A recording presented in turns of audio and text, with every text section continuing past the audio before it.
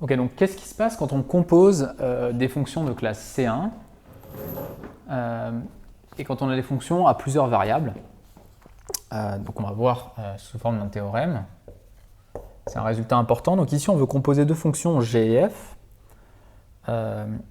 Donc on a F de oméga à valeur dans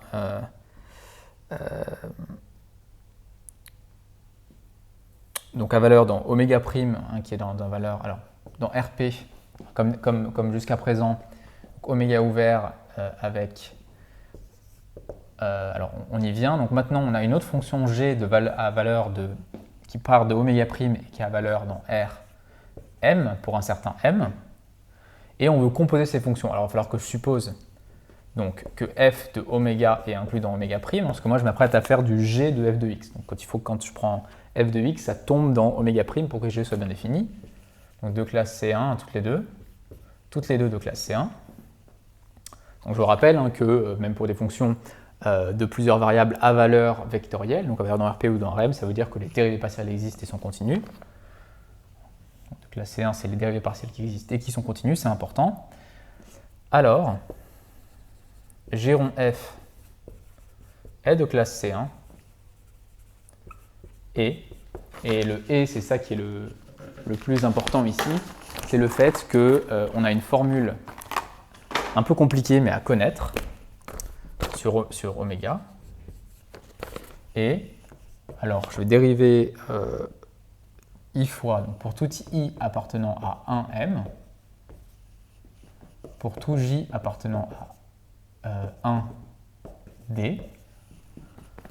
Qu'est-ce qui se passe? Donc je note ici h égale g rond f. Et je veux une formule pour les dérivées partielles de h en fonction des dérivées partielles de g et de f. Imaginez que vous avez des informations sur g et f, que vous avez calculé leurs dérivées partielles, vous voulez en déduire les dérivées partielles de h. Alors h c'est une fonction, je devrais le dire ici, h c'est une fonction, comme ça procède de ces hypothèses, h c'est une fonction qui prend en entrée un truc de oméga et qui a valeur dans Rm. Donc la fonction h est à m composantes, donc d rond hi, je dérive la im composante de h, il y en a m par rapport à la jm variable, et pour tout a appartenant à oméga. D rond hi de d rond xj de a, c'est la somme pour k allant de 1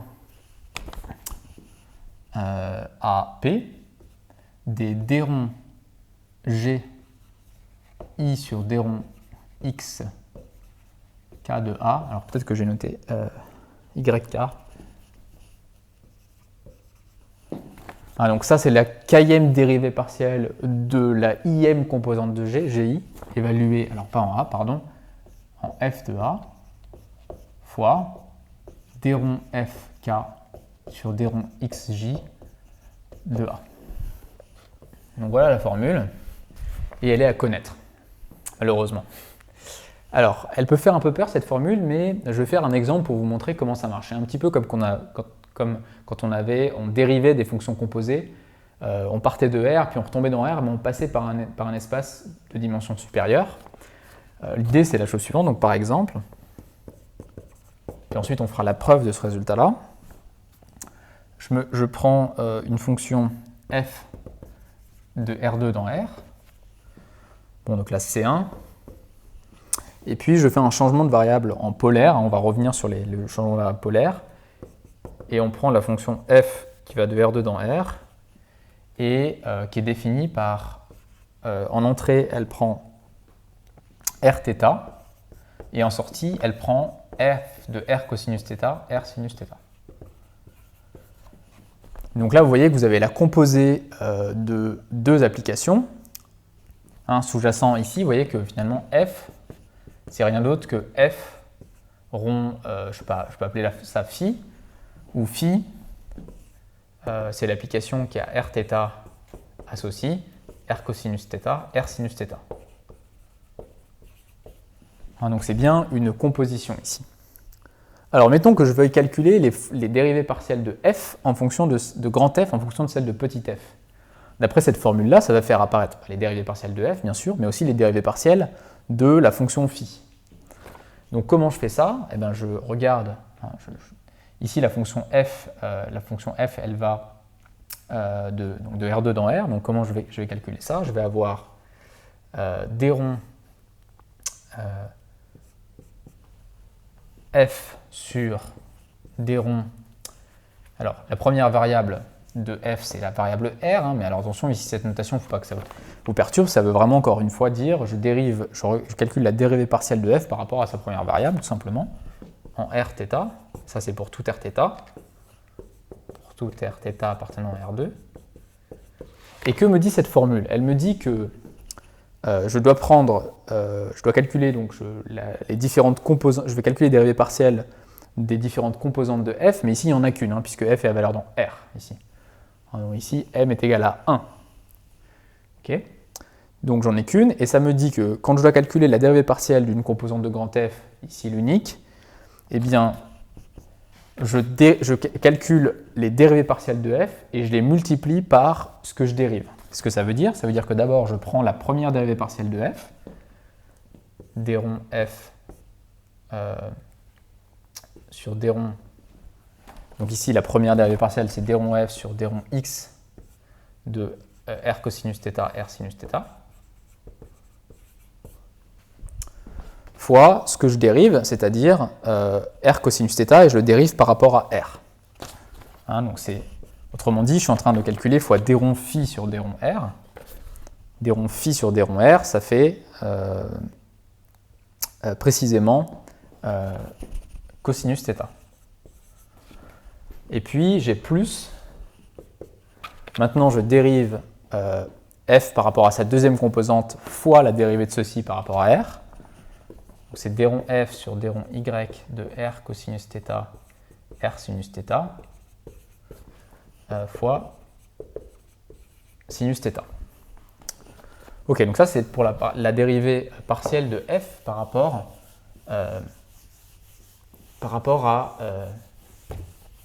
R. Maintenant, si je veux calculer la dérivée partielle de f par rapport à θ, en un point rθ, donc je vais dériver à nouveau, je vais avoir les dérivées partielles de f, la première et la seconde, fois ce que je dérive par rapport à θ. Donc, je vais avoir d'rond f de d'rond x de r cosinus θ, r sinus θ, fois la dérivée, là je dérive par rapport à la première variable de f, c'est la première dérivée partielle de f, fois la dérivée de ceci par rapport à θ. Donc r cosinus θ, sa dérivée, c'est moins r sinus θ. Et puis ensuite, j'ai la dérivée partielle la deuxième dérivée partielle de f, donc d'rond f sur d'rond y, de r cosinus θ, r sinus θ, fois la dérivée de la deuxième composante de f par rapport à θ, c'est-à-dire r cosinus θ. Voilà, donc ça me donne une formule qui relie les dérivées partielles de grand F avec celles de petit f, et vous voyez que ici, ça fait intervenir les dérivées partielles, bien sûr, de la fonction phi. Ok, donc voilà, ça c'était un exemple. La preuve de ce résultat-là, elle est relativement simple, en fait, parce que je veux montrer que, n'oublions, je ne sais plus si je l'écris, mais je veux montrer que h est de classe C1, h est de classe C1 sur oméga, h est C1 sur oméga e. Donc ce que je vais faire, c'est que je vais montrer que les dérivées partielles de h existent et qu'elles valent ça, et ensuite je vais constater qu'elles sont continues. Donc ça me permettra d'affirmer que h est de classe C1. Donc je fixe soit a appartenant à oméga, i appartenant à 1m, et j appartenant à 1d. Et moi, je vais vouloir regarder la dérivée partielle de hi par rapport à la jème dérivée partielle de hi en a. Donc, qu'est-ce que je dois faire? Je dois faire hi de a plus t fois ej moins hi de a sur t, pour tout t différent de 0.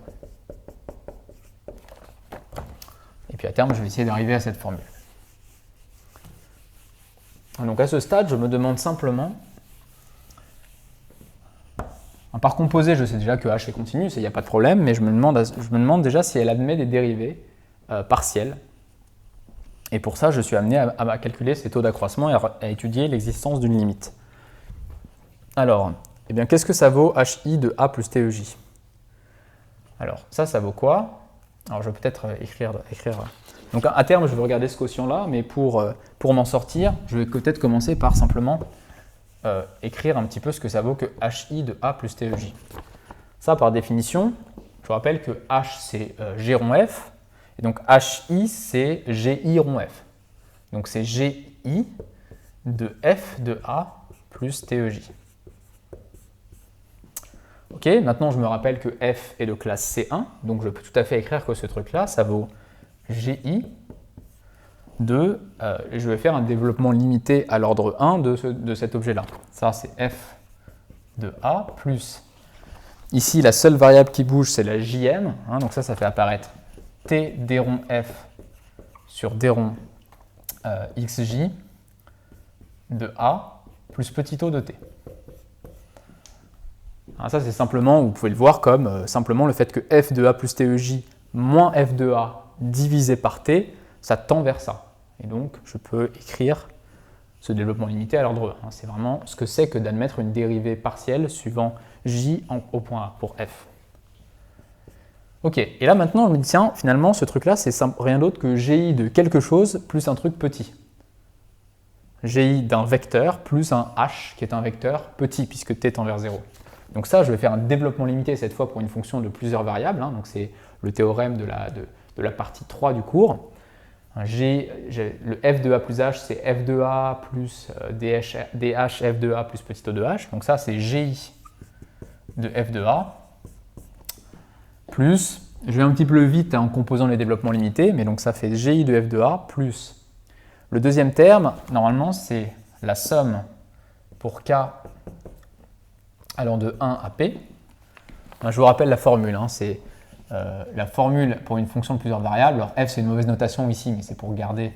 C'est f de a plus somme de j allant de 1 à d, d rond f sur d rond xj de a, hj plus petit o de h.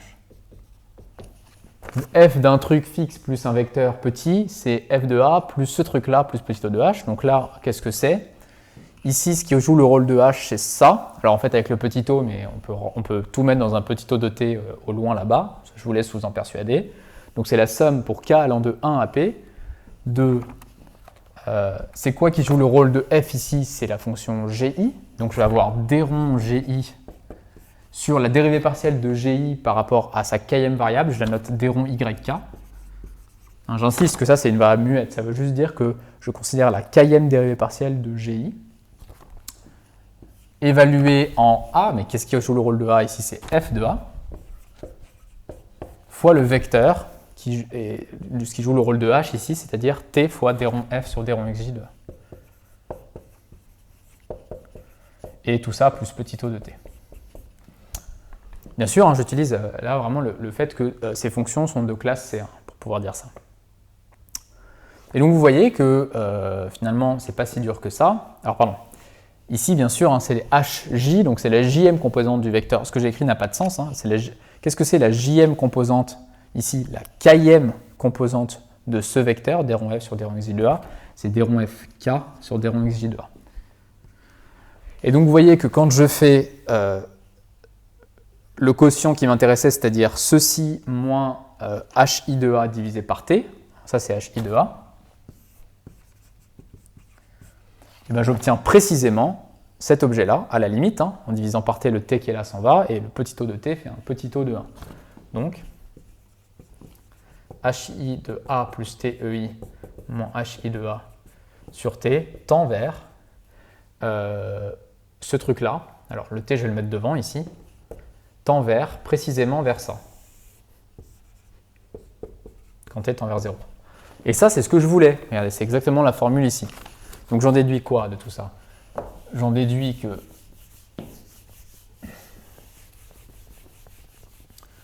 donc j'en déduis que hi admet une jm dérivée partielle en a donnée par, je vais appeler ça étoile, une bonne fois pour toutes. donné par étoile, hein, la formule qui est là. Autrement dit, d rond hi sur d rond xj de a existe, et ça vaut ça, donc j'ai ma formule.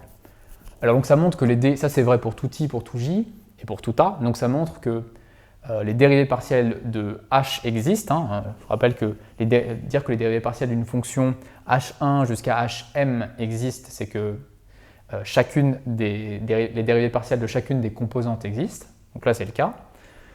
Maintenant, il me reste à voir que cette fonction est de classe C1. Donc il faut que ces applications-là soient continues. Il faut que les dérivées partielles existent, c'est bon, et qu'elles soient continues.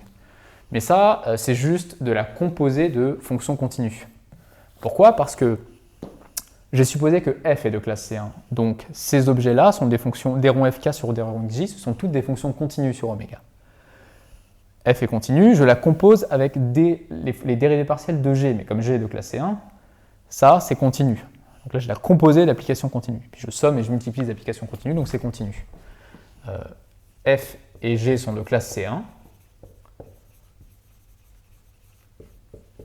Donc la formule étoile montre par composition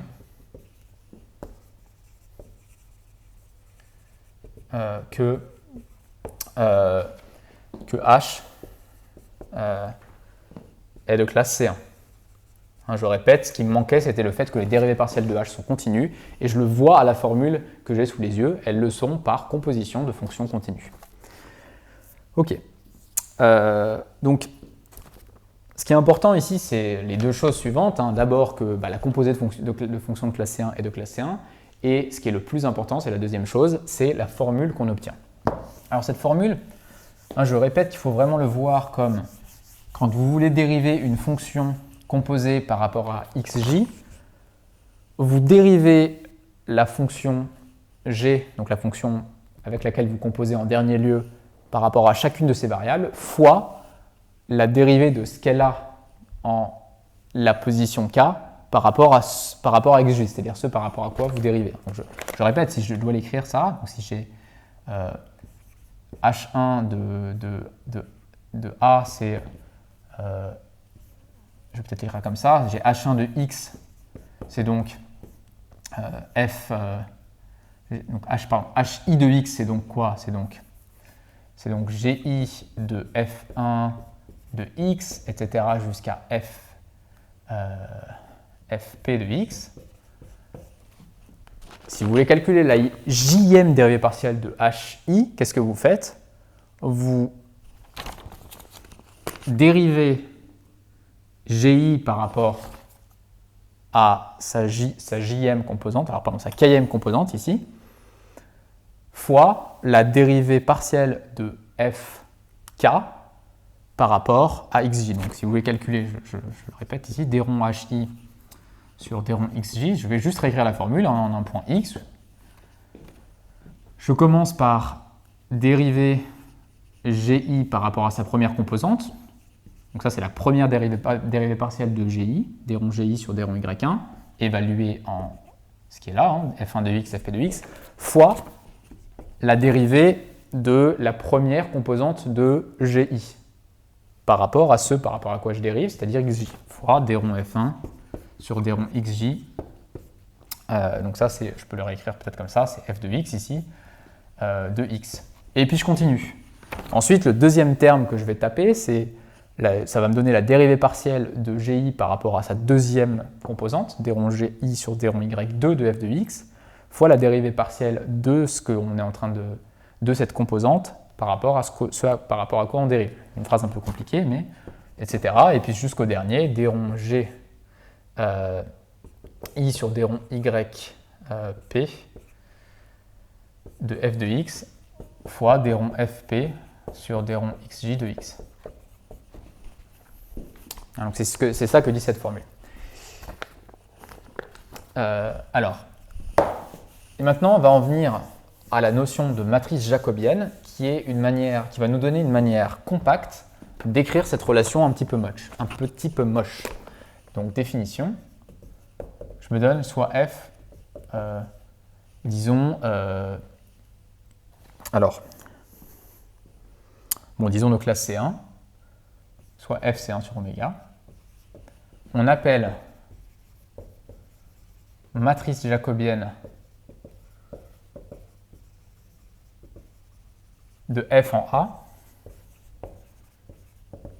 la matrice où on met toutes les dérivées partielles de f. Alors, il y a combien de dérivées partielles pour f? Il y en a, si je prends une composante de f, je peux dériver par rapport à p variables, donc j'en ai p.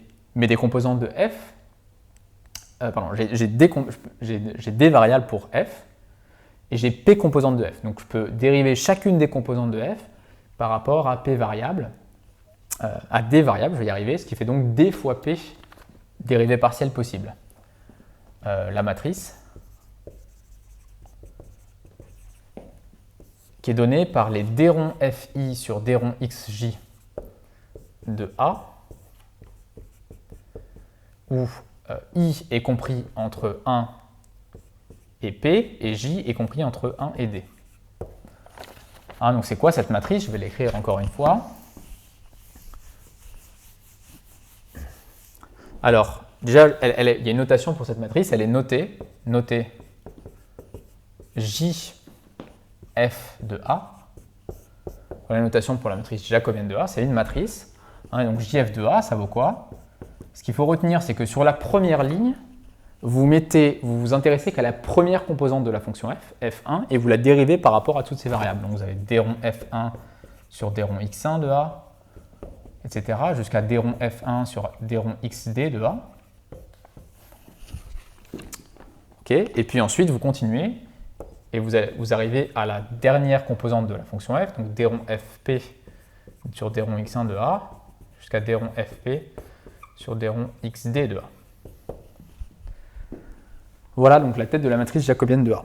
Et ce qui est très intéressant, c'est que vous voyez, je ne sais pas si vous le voyez, mais le but est que vous le voyez à terme, c'est que du coup, rappelez-vous la formule que vous connaissez depuis longtemps, le g', si vous dérivez g rond f en un point A, pour des fonctions de variables réelles, vous obtenez f' de A fois g' de f de A. Alors, je vais, pour l'occasion, je vais l'écrire plutôt g' de f de A fois f' de A. Vous voyez, ça c'est une formule assez simple. Et en fait, il y a une sorte d'équivalent pour des fonctions de plusieurs variables, qui est cette formule-là. Si h égale g rond f avec g f c1, alors, sur oméga, pour tout A appartenant à oméga, la matrice jacobienne de H, et je vous rappelle que dans la matrice jacobienne de H, il y a précisément ces dérivées partielles, elle est donnée par le produit de deux matrices, précisément les matrices jacobiennes de G et F. Et alors attention, la matrice jacobienne de G, elle est évaluée en F de A, fois la matrice jacobienne de F en A.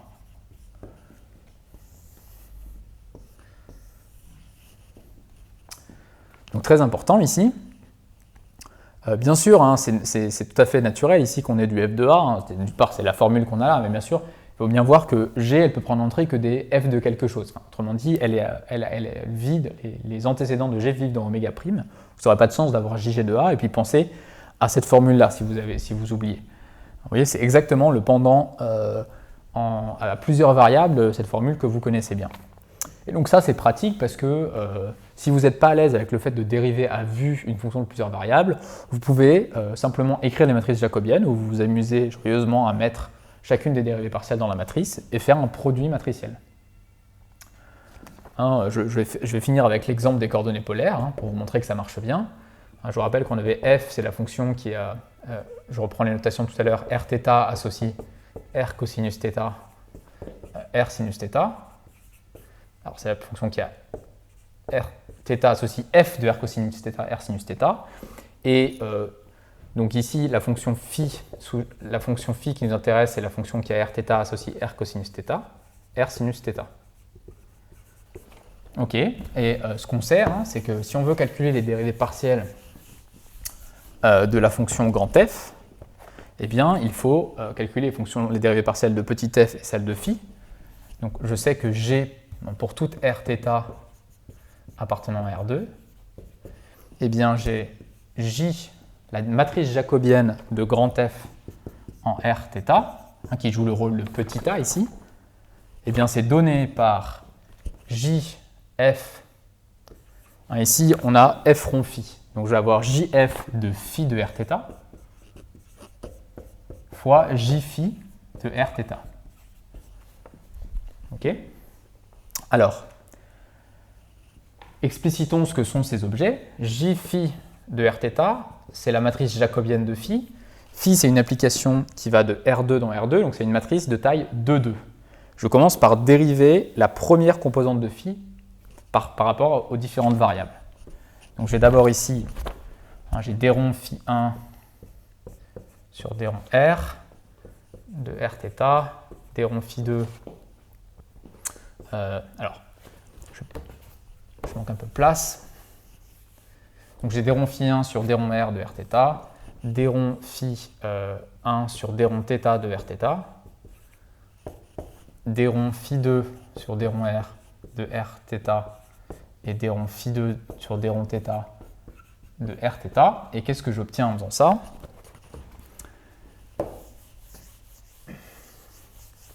Eh bien j'obtiens, c'est explicite ici, puisque je peux calculer les dérivées partielles de phi. Donc la dérivée partielle de phi 1 par rapport à la variable R, ça fait cosinus θ. Et par rapport à la variable θ, ça fait moins R sinus θ. Et puis en dessous, je vais avoir sinus θ et R cosinus θ. Ok, donc ça c'était facile. Qu'est-ce qu'il en est pour la fonction petit f? Alors la fonction petit f, on ne dit pas ce qu'elle vaut, on a juste une application. Donc je vais juste écrire sa dérivée partielle. JF, disons, d'un point A ici. Et puis ensuite j'évaluerai ça en phi de Rθ. JF de A, par définition, alors f, attention, ici c'est une fonction de R2 dans R, qui n'a qu'une seule composante. C'est une matrice à une ligne et à deux colonnes, une matrice 1, 2.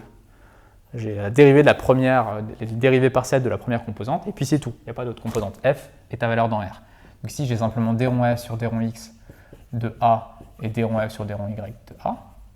Et donc vous voyez que du coup, JF de Rθ, c'est le produit matriciel de ces deux merveilles. Alors, n'oublions pas qu'ici, il faut que j'évalue JF en phi de Rθ, c'est-à-dire en R cosinus θ, R sinus θ. Donc ça, par définition, JF de Rθ, c'est les dérivées partielles de f. Donc f, c'est à valeur, ça va de R2 dans R. Donc f, c'est encore une matrice 1, 2. C'est d rond f sur d rond R de Rθ. D rond f sur d rond θ de Rθ. Et ça c'est ce qui m'intéresse. Moi, je veux une formule pour ces trucs-là. Eh bien, je sais que ces trucs-là, c'est donné par le produit matriciel de cette matrice où je remplace A par phi de Rθ par cette matrice que je viens d'expliciter ici.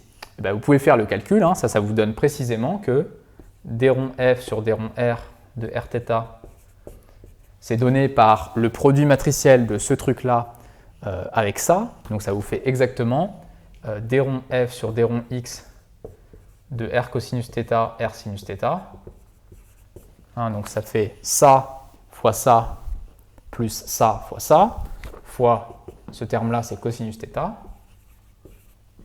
plus d rond f sur d rond y de R cosinus θ, R sinus θ, fois sinus θ. Et je vous laisse vérifier que si vous faites l'autre terme, donc d rond f sur d rond θ de Rθ, vous allez avoir ça fois ça, plus ça fois ça, et vous allez retomber sur la formule qu'on avait obtenue en calculant directement via ceci. Donc voilà, les deux méthodes sont utiles. Ça dépend aussi de la situation. Peut-être qu'on sera dans une situation où vous aurez déjà calculé une matrice jacobienne, et donc vous utiliserez directement cette formule, ou à l'inverse, on vous demandera directement de calculer les dérivées partielles. Donc là, à vous de voir si vous voulez passer par la matrice jacobienne ou le faire directement. Mais c'est vraiment des choses qu'il faut manipuler soi-même de multiples reprises pour être à l'aise avec cette notation, parce que vous voyez, il y a quand même beaucoup d'indices, c'est assez lourd, et c'est assez facile de s'embrouiller au premier abord. Donc ça nécessite vraiment beaucoup d'entraînement, le fait de manipuler des fonctions de plusieurs variables et leurs dérivées partielles. Voilà, donc on arrive à peu près au bout de ce cours, si ce n'est que on va parler quand même de C1 difféomorphisme et de changements de variables qui sont importants d'un point de vue théorique, mais aussi pour les intégrales multiples, qui servent elles-mêmes en probabilité par exemple. Et donc on va vouloir généraliser la notion de changement de variable que vous connaissez pour une fonction d'une variable réelle. Je vais vous poser, vous avez x dans une intégrale, vous posez u égale racine de x par exemple, donc c'est un changement de variable. Là on va vouloir faire des changements de variables lorsqu'on a des fonctions de 2, 3, 4, 5 variables, des variables en général. Donc là on va avoir des fonctions de RD dans RD, attention D égale P. Et on va donner quelques exemples, notamment le changement de variable polaire qui est très important et très utile en pratique.